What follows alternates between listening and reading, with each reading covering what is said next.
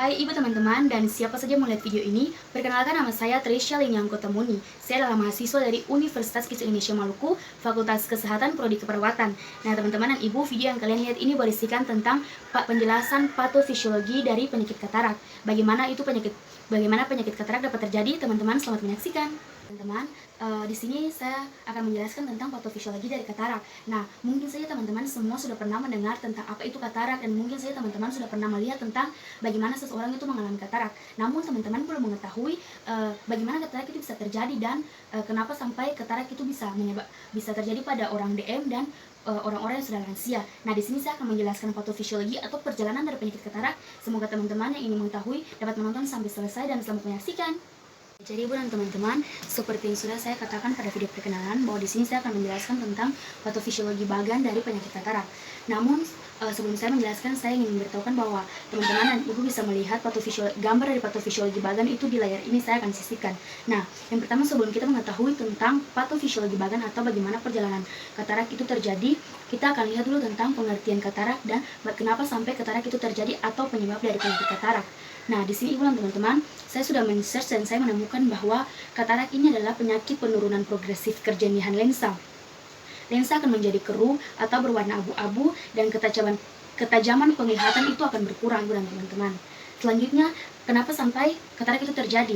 Nah, di sini penyebabnya itu karena sebagian besar katarak disebut dengan katarak senilisis atau terjadi akibat perubahan degeneratif yang berhubungan dengan penuaan. Katarak juga dapat terjadi pada usia berapa saja ibu dan teman-teman? Setelah trauma lensa atau ketika matahari berpapasan dengan lensa mata kita secara langsung atau terlalu terang. Nah, ibu dan teman-teman, di sini saya akan menjelaskan tentang patofisiologi bagan dari katarak. Nah, ibu dan teman-teman, ini adalah bagan dari patofisiologi penyakit katarak. Ibu dan teman-teman bisa lihat, jadi penyakit katarak yang saya temui ini terjadi karena dua kemungkinan. Yang pertama itu adalah terjadi karena usia penuaan, dan yang kedua yaitu karena penyakit sistemik atau seperti penyakit DM. Nah, di sini kita akan bahas mereka berdua, namun kita akan bahas satu persatu. Yang pertama kita mulai dari penyakit usia penuaan.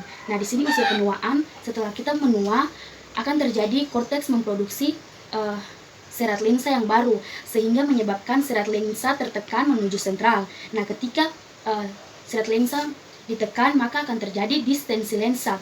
Distensi lensa terjadi, setelah itu akan menyebabkan hilangnya transparansi lensa dan terjadinya kekeruhan pada lensa.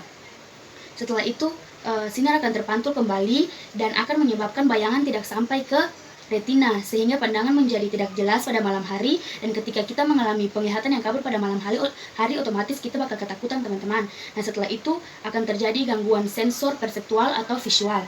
Nah, yang kedua kita akan lihat pada penyakit sistemik atau sepertinya itu DM. Nah, penyakit DM ini kita tahu bahwa penyakit DM ini disebabkan karena kadar glukosa yang bertumpuk dalam tubuh kita, dalam oksigen, teman-teman. Nah, ketika jadi yang pertama itu akan terjadi kadar gula darah meningkat. Nah, setelah itu serebitol menetap dalam lensa. Jadi ketika menetap itu maka akan bertumpuk, jadi membuat kabur atau penglihatan tidak terlalu terang. Nah, di saat itu juga akan terjadi mata buram seperti kaca susu. Nah, teman-teman, itu perjalanan singkat dari penyakit penyakit DM dan usia penuaan. Di sini saya juga akan menjelaskan lebih detail tentang bagaimana usia penuaan itu terjadi dan penyakit DM itu terjadi sehingga menyebabkan katarak. Jadi yang pertama itu kita lihat tentang usia penuaan punya yang lebih jelas, teman-teman. Nanti yang pertama itu lensa secara bertahap kehilangan air. Setelah itu metabolik larut air dengan BM rendah sehingga masuk ke sel pada nekus lensa. Setelah itu teman-teman kita akan terjadi korteks lensa yang kurang terhidrasi karena yang tadi di atas itu sudah kehilangan cairan. Sampai korteks lensa itu kurang terhidrasi daripada nukleus lensa sehingga lensa menjadi cembung.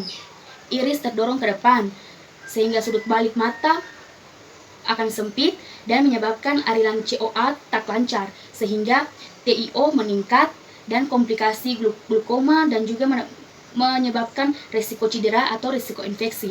Selanjutnya kita bakal lihat pada penyakit sistemik punya yaitu DM. Kenapa lebih detail, teman-teman? Jadi yang pertama itu akan pada penyakit DM ini bila seseorang lansia atau siapa saja terkena penyakit DM, maka mungkin penglihatannya itu kabur dan mungkin juga akan mengalami katarak disebabkan karena yang pertama itu ketidakseimbangan metabolisme.